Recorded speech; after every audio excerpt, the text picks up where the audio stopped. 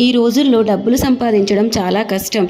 అయితే కొంతమందికి మాత్రం ఎంత ధనం వచ్చినా చేతిలో నిలవదు. అలాగే మరికొందరు తక్కువ ఆదాయం ఉన్నప్పటికీ ఎటువంటి ఆర్థిక ఇబ్బందులు లేకుండా ఆనందంగా జీవిస్తూ ఉంటారు.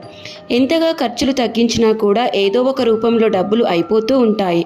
అనుకోని ఖర్చులు వారిని ఆర్థిక పరంగా ఎప్పటికప్పుడు కుంగదీస్తూ ఉంటాయి. ఎన్ని లక్షలు వచ్చినా వారి ఇంట్లో ధనం అస్సలే నిలవదు. ప్రతి ఒక్కరూ కూడా మంచిగా డబ్బులు సంపాదించుకోవాలని అనుకుంటూ ఉంటారు.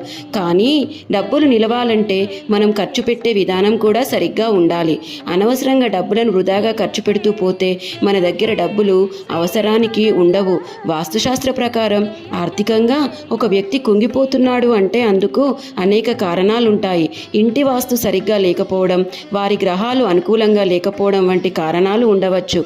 ఇంటి వాస్తు కూడా డబ్బు, ఆరోగ్యం, ఆనందంపై ప్రభావం చూపిస్తుంది. ఇంట్లో